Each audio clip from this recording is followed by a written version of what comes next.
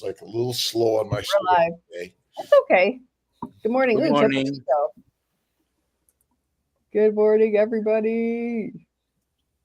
We're still notifying. We're still waiting to go live on KMT, but we are live on YouTube, Facebook, and Dr. Kilt's Instagram. We have the great Edmund Coleman here, carnivorous dude, and it's a pleasure having you, my brother, and of course, Dr. Nelson and Miss Alia Wells from Colombia. All right. Oh, there we go. Now we're live on KMT. Now we're live everywhere. Yeah, everywhere. Where are you at, Edmund, in this world? I'm right here in Columbus, Ohio. Oh, very nice, very nice. And I'm in Sarasota, Florida. Got in late last night, got up late this morning. I was like, should I send them a note? Like, I'm just on a little slow start today. And I was like, suddenly, oh, it's 10 till. Let's get going. And You made it. What's that? I made it. We made it. And I'm look at all the people that made it this morning. Really amazing from around the globe. Edmund Coleman, carnivorous dude. Why don't you tell us a little bit about yourself, and we'll expand from there. Sounds good. I'm living here in Columbus, Ohio. I've been here since 2002. I grew up in a little town called Nicholasville, Kentucky, right outside of Lexington. I had the pleasure of living in two homes as a young kid. My parents were divorced, so I was able to move to Huntington, West Virginia, and live part-time there, and then part-time in Kentucky. I went to a beautiful private Catholic school for junior high and high school. It's called St. Joseph Central Catholic High School. Met a lot of great people there. Most of that is a blur. It all is all a blur. I just turned 69 years young. I'm in my 70th year, never felt better. And it's like a blur in life. And how did you get into this carnivorous dude life? Well, it was kind of, it was kind of by God's grace, I would think. My cousin was diagnosed with esophageal cancer in 2022. So around August of 2022, I started researching a proper diet for a cancer diagnosis. I came across a lot of different things. The first thing I came across was Paul Saladino, and I read his book, and I was convinced that, hey, this is gonna really help my cousin. So then I came across Dr. Ken Berry, and I just started binging all of his stuff, and I really just jumped right in, like full blown. And I said, I'm going to commit to 90 days. And then at the end of the 90 days, I'm going to share with my cousin my results. Well, by October, he was already in the hospital in the ICU because of his condition. And he continued to stay there all through basically him passing away in February. So he was unable to change his diet. And as many people know, that when you're in the hospital, the food that they serve you is not necessarily based on what your diagnosis is looking for. So a lot of times they're just there to, bring things to comfort you. So you get a lot of ice cream, you get a lot of pudding, you get a lot of things filled with sugars and starches, and just really nothing healthy, and as far as I'm concerned. But the silver lining to that is I was able to change my life in so many ways. And I had no idea the pain that I was in, because for so many years, ever since, college years, that you're always heavily drinking and eating processed foods, pizzas, pastas, you name it. have those days where you would just stop into a gas station and you would pick up, oh, look, 3 candy bars for $2, or, a package of Twizzlers. And, I was addicted to these things, and didn't know what kind of damage they were doing to my body. But I quickly found out that a lot of the things that were bothering me were starting to change as I continued on my journey. Now, I have to say, I considered myself a dirty carnivore after the first 90 days, because then I decided, well, I could probably still have a drink or two here and there, as long as I kept it to like vodka and soda and kept the sugars and stuff out of there. So for a good portion of it, I was doing dirty carnivore. But I decided, when my cousin passed away, I kind of fell off the wagon. I thought, well, it didn't help. I wasn't able to help him, and I'm sad. I'm just going to eat whatever I want. So for 2 or 3 months, I went back to just eating all my old favorites. And I quickly started feeling the pain of what I had done to myself before.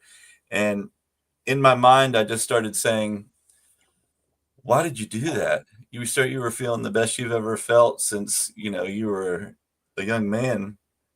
And I just decided at that point, it was probably May of 2023.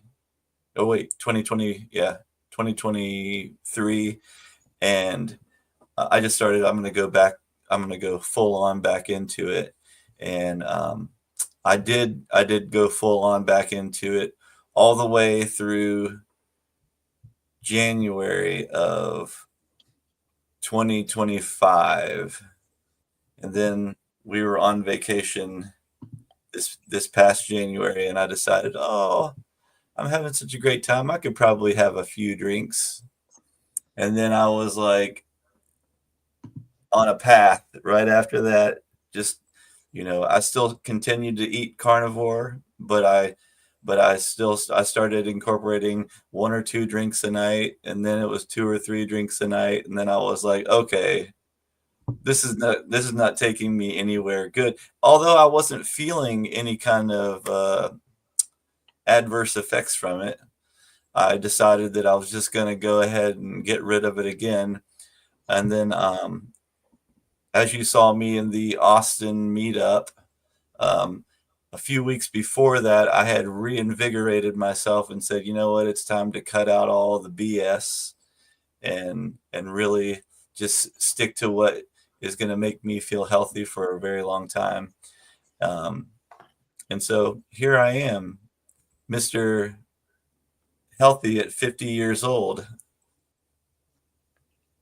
Amazing, and interesting. My good friend Craig Humphrey died of esophageal cancer, early 60s. My good friend Jim Slotnick died at 25-ish of glioblastoma. Another friend, Saul, died of suicide at 19. And I think these are all related to our standard global diets, which we call American diets, which is full of plants, proteins, low fat, and alcohol, and cookie, candy, and ice cream in abundance. And what is your mission in life to help others in sharing your story? Well, my very first meetup was Carrie Mann's meetup in Chicago, Illinois.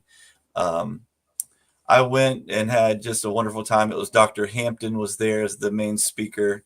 And just being able to go online and see these different people with their stories, that's my new addiction, is to listen to these stories and then, actually talk to these people about their journey. And that's what I love the meetups for. So any meetup that I can possibly make it to, it would be a blessing for me, because it allows me to actually see people in person, hear their stories, actually feel the vibe of the room.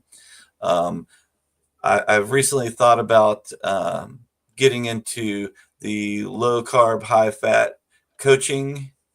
I'm not sure where that'll take me, but it'll just allow me to learn more and more about how to continue to live a healthy lifestyle and share that with other people as well. I've been in the restaurant business for most of my life. I started, my grandfather had a restaurant when I was a kid, and I started working for him, and I just continued that throughout my life. I've been at the same place now for, it'll be 24 years in September.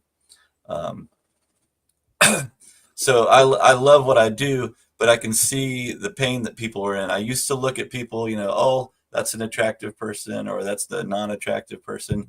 Now I see them and I go, okay, I can see that this is wrong with them. I can see that they have these issues. I really am more caring towards the way I look at other people these days. Dr. Nelson, I'm just curious what are your thoughts on whether we're a little too judgmental against people that are not in the carnivore keto side? And is there anything we can do as a community to invite more people in? We need to always remember to be kind. I don't know if we're more judgmental. If I go to the store, supermarkets, I think I notice people more. I've always had the blessing or curse to look at someone. Sometimes I do diagnosis just by looking at them, but of course you have to not say anything because you'll probably get insulted right away. So, but now I do look at people and I notice sometimes, not only by being much larger than probably they should be, but you notice things on their walking and their movement, and you can tell if someone is short of breath, and you notice more and more people. When they say 9 out of 10 people are metabolically sick, they're not kidding. So I notice it more. We have to be kind, and sometimes if I'm near, especially near the meat aisle, and there's someone else looking at meat, I might try to strike up a conversation. One thing that I wanted to say is that I didn't mention earlier is all the different pain I was going through that I didn't realize. Things like neuropathy in my hands and feet. I didn't know what caused that. I just thought it was from working long shifts in the restaurant and carrying stuff and being on my feet for many hours. I had joint pain in my lower back and in my shoulders and in my elbows and hands, and I just thought it was just me getting older, and that's just what you're supposed to have. I had brain fog that I didn't know I had. Around 3 to 4 weeks into this lifestyle, I literally just had this epiphany. I was like, what the heck? My brain is just working so much better. It's so much clearer to me, this life I'm in. But those are things that you don't even realize you're going through, because I feel like when you're eating all this junk, it's really suppressing your feelings in your body, and you don't feel it. It's just like you stop feeling everything as it's coming in. Now, if I do one thing that might be adverse, I might feel it within 5 minutes. I might feel it the next morning. My body really lets me know. So that's kind of a really nice thing I know that if I take something in that I'm not supposed to have, that my body lets me know because it's not bombarded by everything that I was doing before.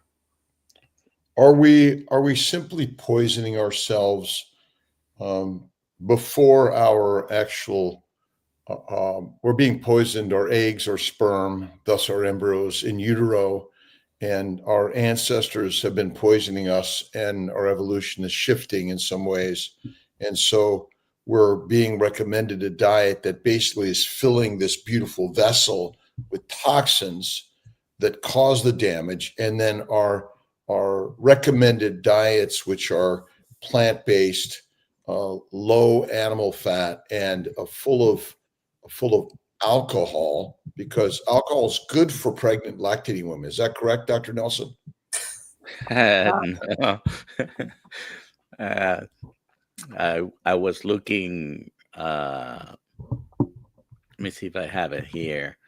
I was looking at the American Academy of there's a C there of endocrinologists, and looking at the diet that they recommend for diabetes. And let me see, lifestyle changes, healthful eating, very general. But when you go to more specifically, what they're recommending is healthy carbohydrates, fresh fruits, vegetables, legumes, whole grains, target 7 to 10 servings per day.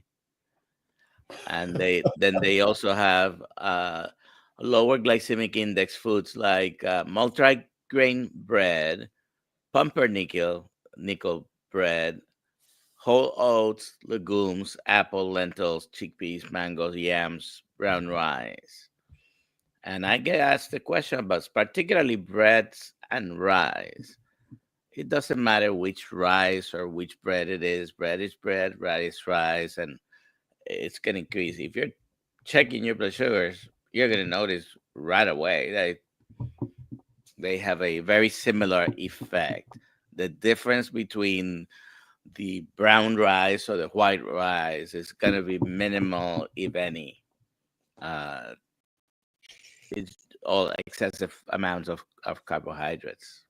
How many servings? 7 to 10 servings. So 7 to 10 servings. Is that? And so that mean I should eat 7 to 10 times a day? Yes. Well, if you look at the pyramid, and used to be they recommended 6 to 11 servings. It just in the same plate, it was okay to have the rice and the beans and some potatoes and some other starchy vegetable, and even if you just eat 3 times a day, I can't do that. If I did, I'd still be using a lot of insulin. Is insulin's function to make fat? Yeah. And so a low glycemic. So I'm going to eat a plant. Does low glycemic mean no sugar increase or insulin increase, or just a low glucose sugar increase? Yeah. What they call a low glycemic index is below 55, which I've gone through those lists plenty of times, and you really, if you're gonna use it, if you're eating a ketogenic diet and you're using that list, you need to target things that are probably below 30 instead of below 55. But they're all gonna have an effect on glucose going up and insulin going up in response to the meal, even protein. But isn't that the purpose of insulin, is to go up when you eat food that has Yeah. proteins But the problem is the food. Right. But here's my theory. I think low glycemic index is bullshit. Mhm. Because, okay, so you eat food. I don't care if you're a herbivore or carnivore or both. And let's just say most of us are not eating a fatty meat diet. We're not eating fat. We're eating plants and protein. And I'm sure Edmund can help us on this in the restaurant business. That the foods are low in fat. There's little fat on the table, on the plate. And so amino acids and sugars must both go to the liver and via insulin be converted to fat. So if there's no rise in insulin, there's no conversion to fat. But if it's a low rise in insulin, but it's up all the time, you're always making fat. And so you're always glycating because you always have sugars and amino acids. So and what is that, Dr. Nelson? His blood sugar. My blood sugar 84. Mine's 50. I thought you don't check these things. Oh, I do when I'm on a 3 to 5 day fast. Oh, okay. And Okay. showing that it's see again, if you're eating 7 to 10 times a day, that means your blood sugars are always elevated a little bit. I love fasting. Fasting is one of the best things I think we can do, although it's hard, and that's one of our biggest challenge. By the way, the American Diabetes Association recommends anywhere from 45 to 55% of your calories should come from carbohydrates. American Diabetic Society, ADS, Dr. Nelson? The American Diabetes Association. Society. Yes, but I'm saying they are the ones recommending 45 to 55. The ADA's recommendations are not near that. How about the new organization that's being formed by Dr. Baker? That's the ADS. That's the ADS. That's what I'm bringing up. Thank you. Yeah. The American Diabetic Society, spearheaded by Dr. Ken Berry and others, which I think we should all join. Really important. And I think there should be a class action lawsuit against the ADA. Yeah, that's a great idea. Agreed, because there's so many people out there that just the information they believe in the information that they're reading, and you can't convince them otherwise because they say, oh, well, the Diabetic Association says I have to do it this way. And it's continuing to make them sick and tired, and it's taking them down a path of no return. I mean, they're losing their limbs, they're losing their lives. Well, that's a class action lawsuit. Right. Remember, the tobacco industry got sued, and I think we should set up a class action lawsuit in order to, because we know that those are incorrect, and I'm sure plenty of people. My sister, number one, I should probably put a lawsuit against them regarding their recommendations because she died on a plant-based low-fat diet and 6 to 10 meals a day. So grazing, right, which is mostly super unfortunate, Dr. Kiltz. I'm sorry to hear that happen to her. I will say this. One of the things that I think may have been wrong with me, I may have been a diabetic and not even known it, because I'm a person who is anti medical practice. So the only reason I would ever go to a doctor would be if I had a pain that was so bad that it wouldn't go away, or if I would break a bone. So, well, the best thing I ever did was go to the doctor when I broke a bone. I broke a leg at 19, met a doctor who inspired me to become a doctor. And then I learned all the propaganda, but thankfully I was pounded on the head to see something different, like this team here and others. And here I am on the proper human diet direction. and maybe we are here to say something. And I think that's what we're all here to do, is to say and do something and not sit back. Exactly. I've been exploring with Alia recently about getting a time for you to come to Columbus, Ohio for a meetup. I actually spoke to the CEO of the community lifestyle center that I work in, and he said that he would gift us a space that would allow around 50 people to attend. Nice. We I would, just want to say, can I say something really quick? I have the Kilts meetup link pinned in the chat at the top of the chat, and you can sign up there for the Ontario meetup. There you go. and you could go to drkilts.com. Yeah, you and can go to drkilts.com. We're working on expanding that. And Edmund, we'd love you to be one of our coaches. We're looking for some keto carnivore coaching. And I think we need to invite all the vegan, vegetarians, Mediterraneans, pescatarians, and carnivorians.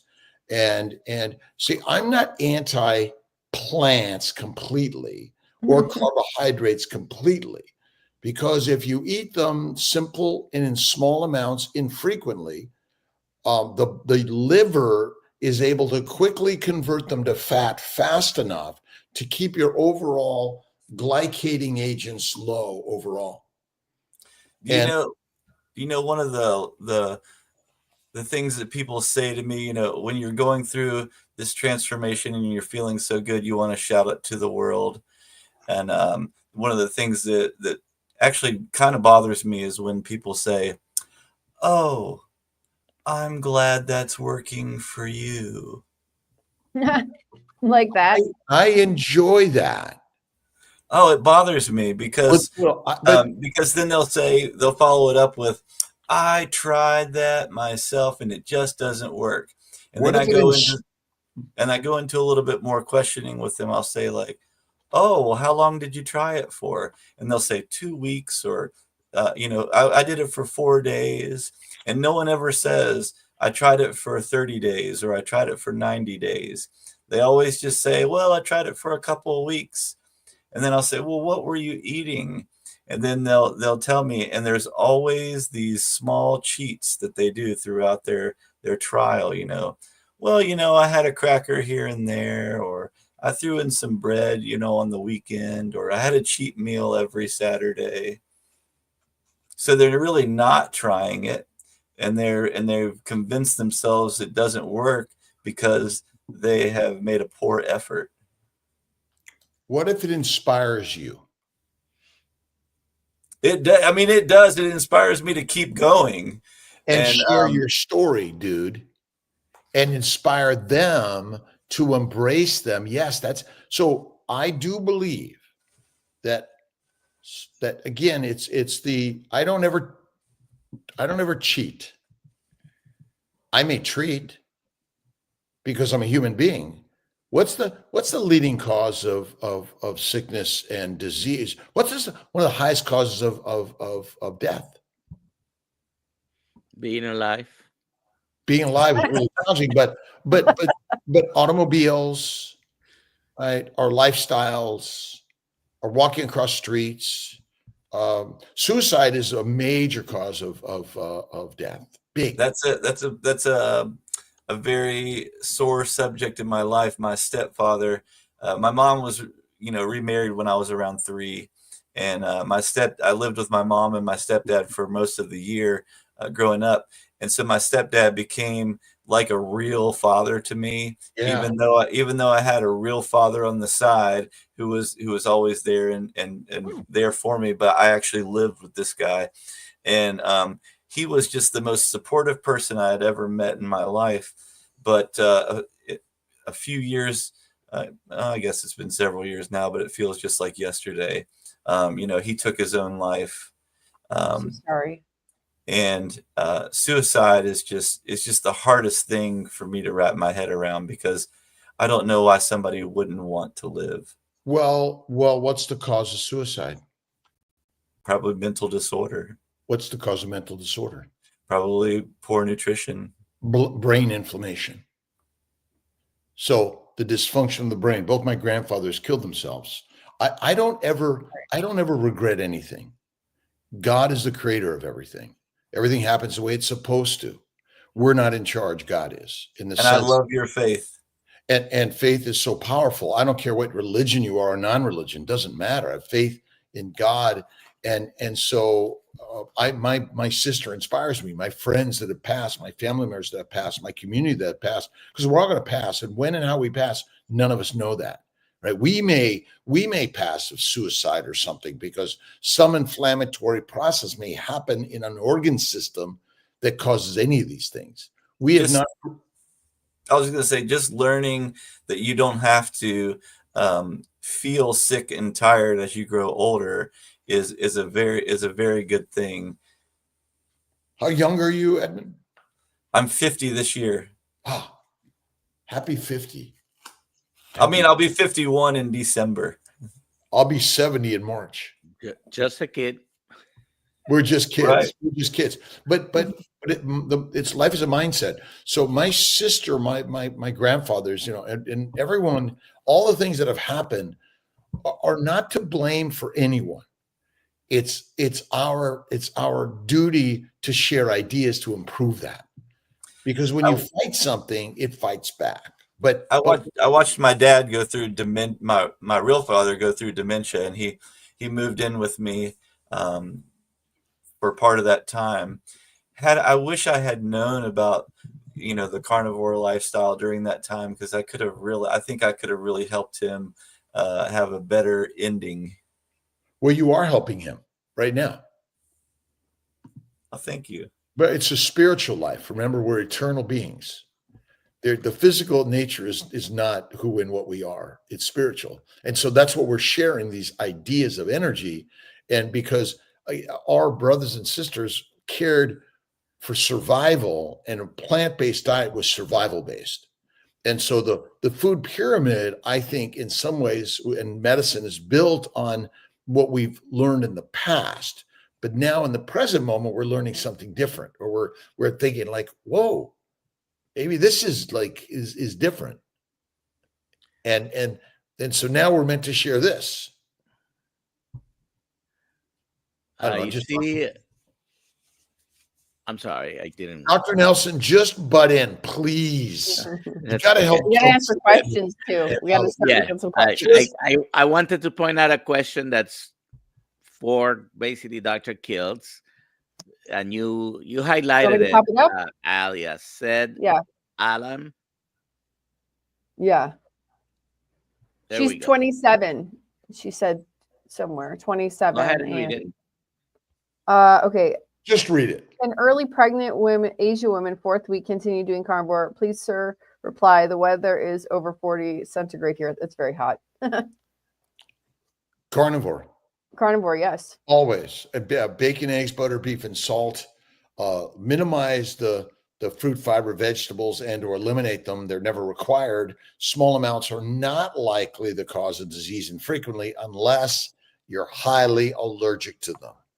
And so, again, we've all been years of a plant-based diet.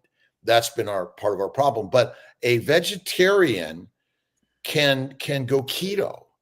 Eggs, cream, butter, cheese, salt, and eating and cooking any plants well, and minimizing them and adding a lot of fat, and eating less frequently, like one time a day, will really, really help in those ways. But carnivore, she says she's 27, quite overweight.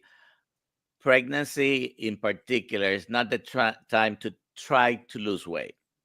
Right. Okay? Well, that's not even true completely. Okay. So if you remember, fat, adipose tissue is the building block for your baby. And if bears lose up to hundreds of pounds during but their I'm pregnancy. saying not actively trying to lose weight. If it's carnivore, I think it optimizes your weight, your health. Well, we don't even know what you're Dr. Nelson and Kiltz are like Ed and Johnny, and there's a little, or me. I know there's Not, someone else there. not everybody understands that reference, but I do. I No, do. And well, we've got to talk these about it. people Sure, should. but ultimately, again, fasting, gestating, hibernating is part of our nature. And so if you just eat, I use the word calories because that's the thing we know as the energy, the mass, the thing that goes in versus the thing that comes out. And ultimately, adipose tissue is the building block. And so obesity is not cause of disease. And I believe you can do that. read her comment. Read her comment. I will. Thank you so much, sir. You are all God sent. By God's grace, I followed the carnivore diet for 2 months and got pregnant within 2 months, 7, 8 months of trying. Dr. Robert, sir, I love you. Crying happy faces, crying happy. And we love you, and we love you. But that is this story. Carnivore is like the game changer for all of us. But if you're fasting, and you don't have to do days of fasting, even just one meal a day, and you'll find that if you up the fat, that you'll feel better. And animal fat is fat. Seed plant oils are oils, and they're toxic. And maybe Edmund, you could talk a little bit about how what you in your restaurant business that you're working in, any changes you're seeing in how you're practicing? Well, I can say that I have a clear mindset of what I want in my life, and when people talk to me about things in the restaurant, I have conversations daily. I would say if I had a 10-table day, that 5 of those tables had a conversation with me about carnivore lifestyle and fasting and mindset and really changing your life. The majority of my guests are probably in their 50s or 60s or more. They're going through something that's very debilitating, and the information out there for them is just really not that great. And they've been brainwashed by society to believe all the things about the standard American diet and how to what's nutritious and what's not. Believe it or not, most people don't. If I say something like, "Oh, you should eat the healthy butter," and they say, "Oh, I thought butter was going to kill me," and I was like, "Yeah," in my head I don't say, they say these things, but it's just amazing. People aren't ever going to change until they're in a place where they are so until they're forced. So you can't drag them in, you can't pull them in, you can't convince them. They have to convince themselves to change. And until they do that, it's a no, it's a no-win game for you. You can't convince them. Well, it's a win because we're sharing with them and we're inviting them in. This is marketing. And so this buds for you and the communities of everyone's at the bar and they're drinking. Well, then we have to have the stories of everyone at the meetups and how we're creating a new environment for you. Well, the staff at my work knows exactly what I'm doing. And, they used to always ask me if I wanted to, have a little bite of this or have a little bite of that. And now they say, "I'm going to make something special for you today."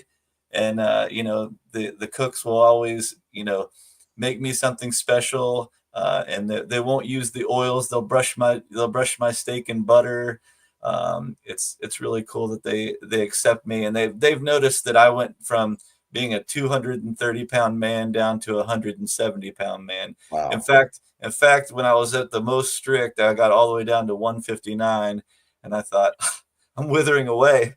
And I said that was the first time in probably 15 years I decided I wanted to do some exercising again, and that I felt good enough to exercise again. And I started doing body weight exercises at that point, push-ups and weighted squats and things of that nature. I don't get too crazy, but I can definitely see and feel the transformation that is made for me. What about, tell us a little bit about your exercise routine? It's really simple. In the mornings after I get up and I mess around, I read a little bit, and I catch up on some podcasts. I do a little kiltsy at 5 a.m. from time to time. And then I'll go into the bathroom and I will close the door and I will do as many push-ups as I can until I can't do it anymore. I've gotten to as many as 80 in one Nice. and when I started, I could probably do 11. Fun. And then right after that, I'll do as many body weight squats as I can. And then I jump in the shower and I take my shower and I jump out and I do the same thing again. I do as many push-ups as I can and as many body weight squats as I can. And that's my entire workout for the day. When the weather turns nice, I like to do a walking challenge. I like to share that daily, and I take my dogs on anywhere between a 5 and 10 mile walk in the morning. We have some beautiful trails here in Columbus that I can go on, some parks, the endless walking, and I stay pretty close to home. And it's really, really nice to just be out in nature and enjoy that. I also incorporate fasting. I usually eat one meal a day during the week, and on weekends I enjoy a nice breakfast and then also a dinner. But once a month I'll do a 3-day fast, and every 6 months I will do a 5-day fast.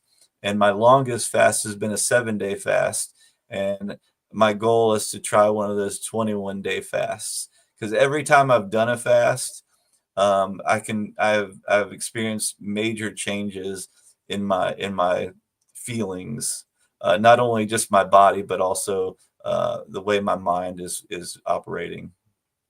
Are you still fasting, Dr. Kiltz, today? I actually broke my fast last night at 4 days.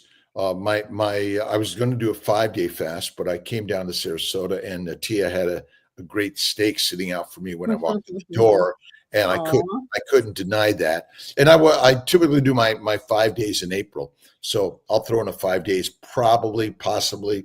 I haven't decided. She's not happy with my fasting, but I enjoy it because it's the power of the mind, and it really is quite remarkable. But I think the one meal a day is awesome, and if you throw in a 1 or 2 or 3 days, great, but not required.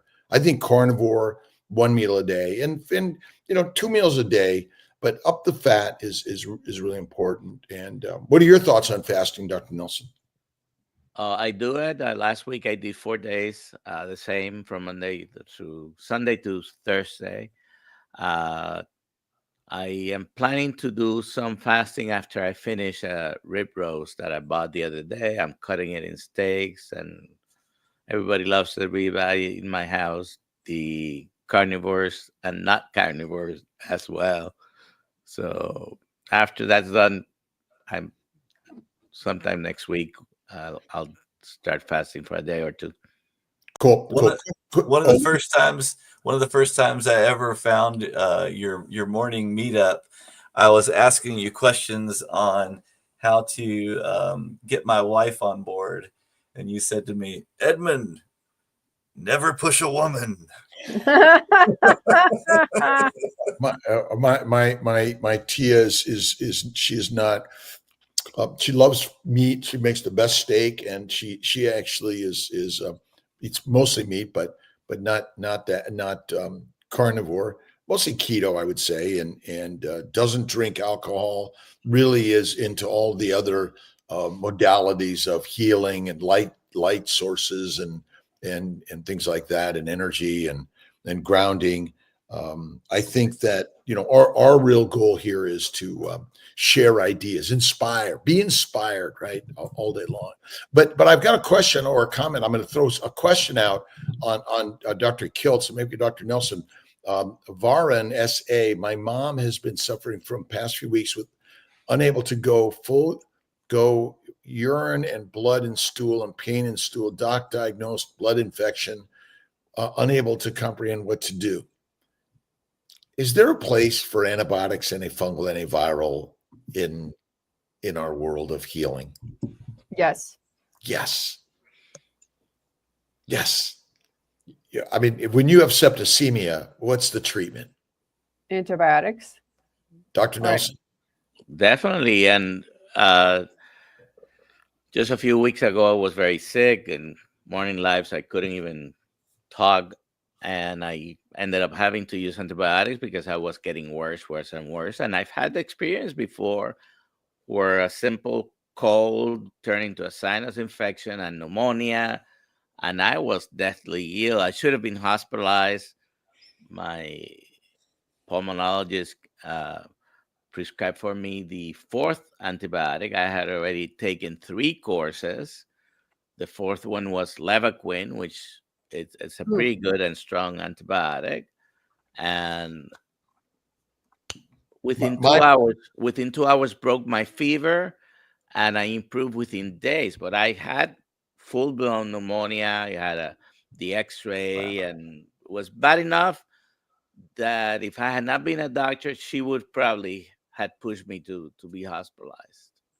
Wow. So my mother, when I would take her to the hospital. She was like dead pretty much, and they didn't know what to do. So I took her home, and I gave her IV Levaquin, Clinda, and Gent, and she turned around so many times.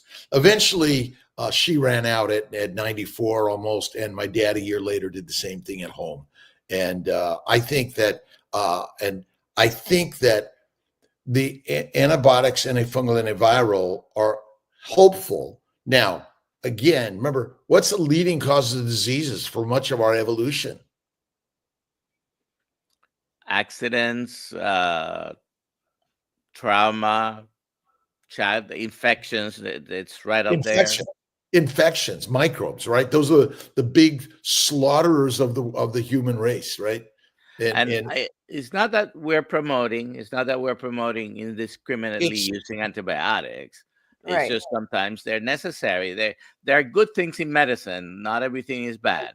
I am not against modern medicine. Yeah. I think that this is not, I'm going to go purely, off the track. You're welcome to do that. We're not telling you not to do that, but I still practice full-time modern medicine, and offer all aspects of it. I think that fasting and fat, remember, when you eat fat, it suppresses the microbes in the gut. And we even give intravenous fat to do a similar thing. It'd be very interesting. But I wonder if herbal medicine, our ancient past, we might have used similar products from nature that did the same thing, doctor. Of course, all the herbal medicines that have been used for centuries, that was medicine. Antifungal, antiviral, and antibacterial. And they could also, just because they're natural doesn't mean they are not without problems. You like to run down the list of medicines, or what our society uses, substances that are toxic. So the good and the bad, they do come from plants pretty much. So I was just reminded, one of the things that has changed for me, my mom has suffered from ulcerative colitis and Crohn's and IBS for years and years. And I myself have had similar problems with bleeding in the stool throughout my life. And I would just say, oh, well, I'm having my male period. This is the time where I'm flaring up again, and I would be, I would have blood in my stool. And after going carnivore for several months and incorporating fasting, that condition has really subsided. And I've had some solid stools, and I haven't really seen it. I have seen some spotting here and there, but not like it's been for the majority of my life. Why does fasting help?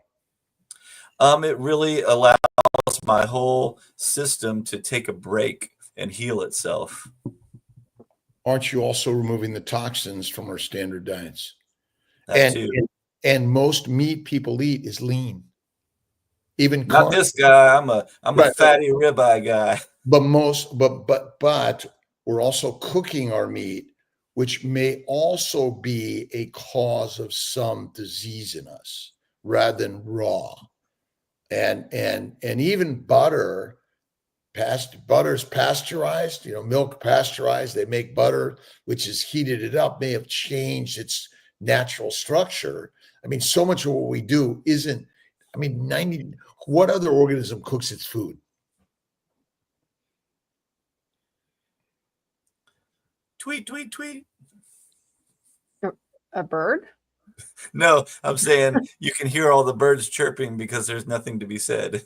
Oh, What's your faith and belief in spirituality and higher power? How do you use that in your life?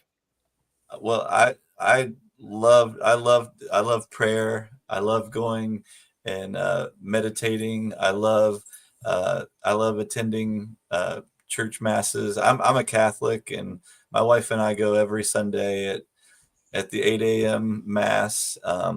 We love to attend different types of meetups with the church. We have a date night that we do once a month, where we go in and we do spiritual talk and just kind of learning how to be better partners with each other, and just all kinds of great things for your mindset. Do you think that is probably the master set point is our mindset? Oh, absolutely. Without your mindset, you can't really do anything. You have to have, I mean, before I went carnivore, I never ever thought about nutrition. Not once. Until my cousin called me and said, I'm not feeling great. They think I have pancreatitis. I might have something going on with me. I'm not sure. They changed what was wrong with him several different times before they realized it was esophageal cancer. But I never cared about nutrition or anything. Everything was chalked up to, hey, this is life. You just get older. I was also, under the guise of, you get older, things start breaking down. And now I don't believe that at all, because, at 50, I feel even better than I did when I was in my mid-20s. We're getting younger every day. Dr. Nelson and Kiltsey are getting younger and feeling it. I always say I'm starting my 70th year. I'm starting my 15th year in the carnivore space, and I think it's just amazing for all of us. And coming into a space with people like yourself and all these people here that are listening and learning, we're all doing it together. We're brothers and sisters, whether we're in the carnivore space or the herbivore space or the omnivore space. I mean, those are the only three diets out there. And we're finding that the belief systems we've held in the past might be misleading and wrong.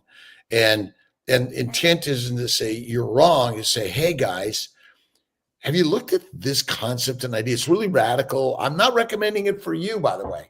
Don't do it, because if you do it, you might take control of your life. And I'm sure you like other people controlling you. That's a beautiful approach. And so you're saying it. And again, I'm here because my friend Dave Kilmer died of cancer. He called me one day, Rob, at 52, good friend from medical school, a healthy guy, healthy living. I've got cancer, and he died 3 months later. And so I take all these people that have gifted me this experience. Remember, this is a gift from God for all of us to share different and new ideas.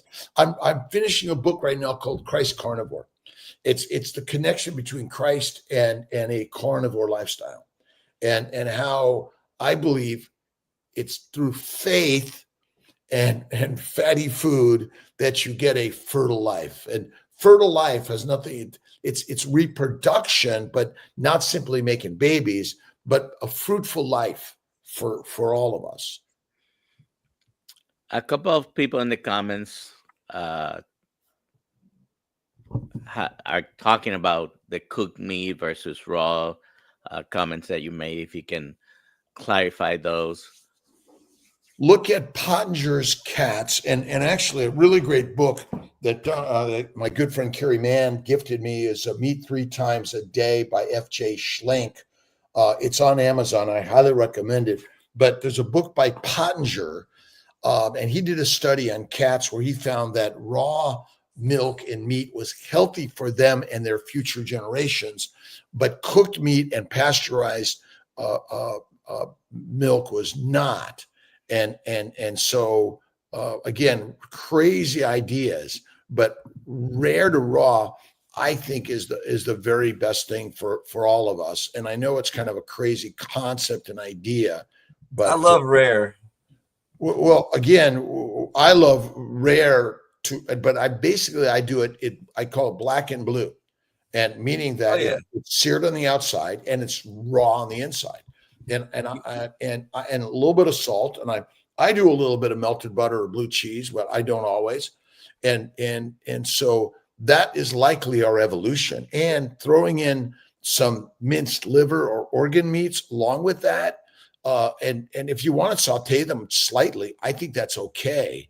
But I would say mostly rare to raw. Or if you're not eating the organ meats, try Kilt's Health organ meats and liver supplements. We'll make sure there's a link on Dr. Kilt's and Kilt's Health for everyone for that. But I again, it's crazy. Raw eggs again, but we've been fear mongered, like, oh, don't touch that. I love liver. I eat that a couple times a week. What I do is I buy the frozen liver at the store, the frozen beef liver, and I just cut off like 1 or 2 ounces of it. And then and literally it takes about a minute and a half. I put the frozen piece into a skillet, flip it about a minute in, and then I take it right out and eat it like a vitamin.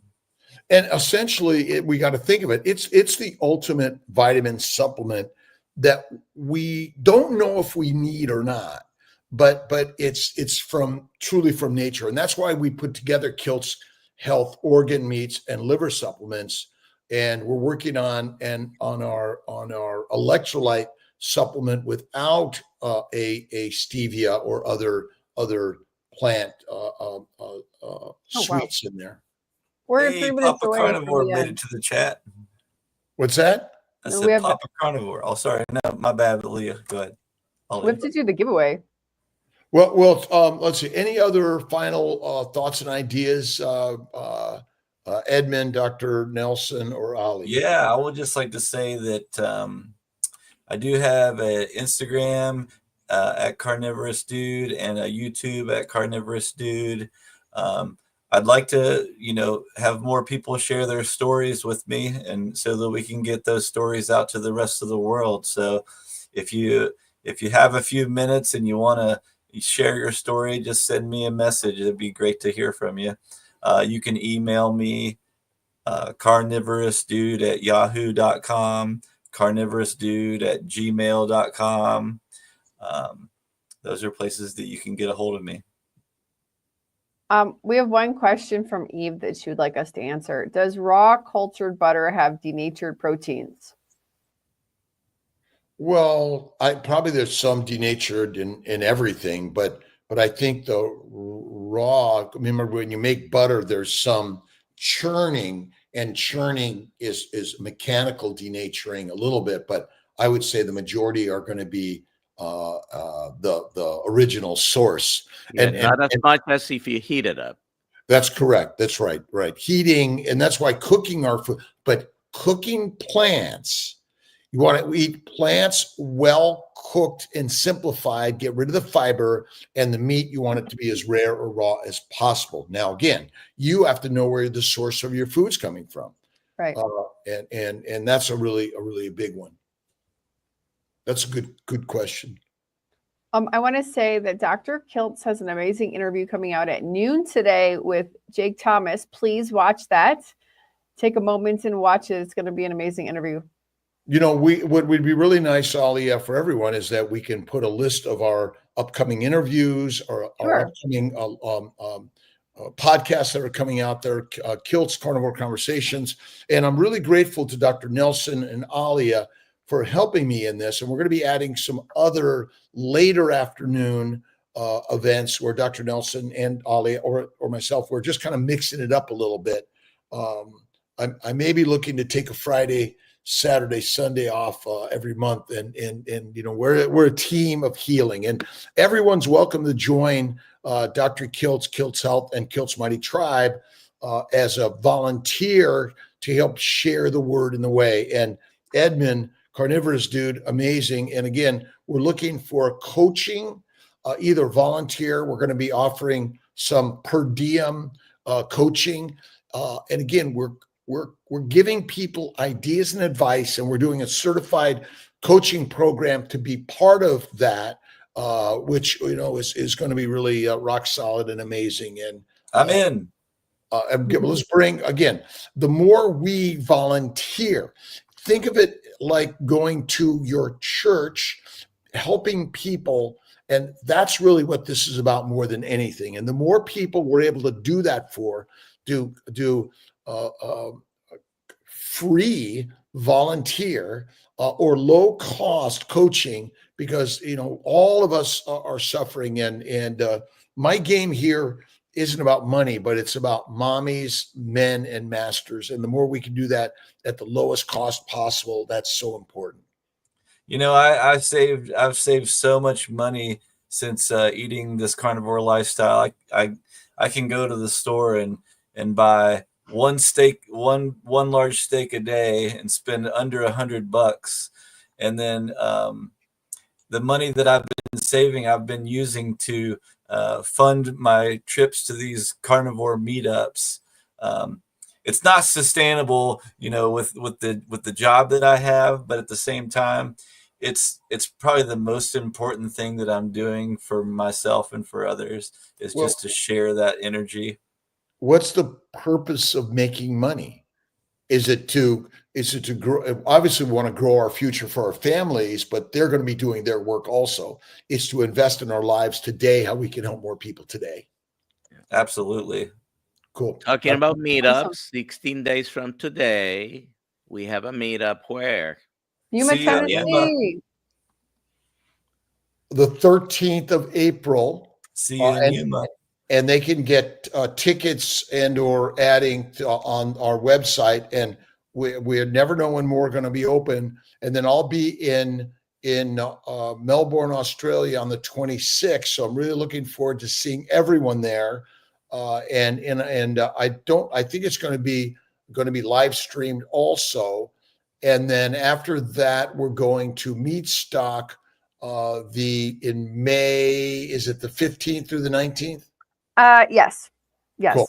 Awesome. 15th I won't or be at 18th. that Meatstock, but I'll be at next year's Meatstock. Cool. I'll be there also. Dr. Nelson and Ollie will all be there.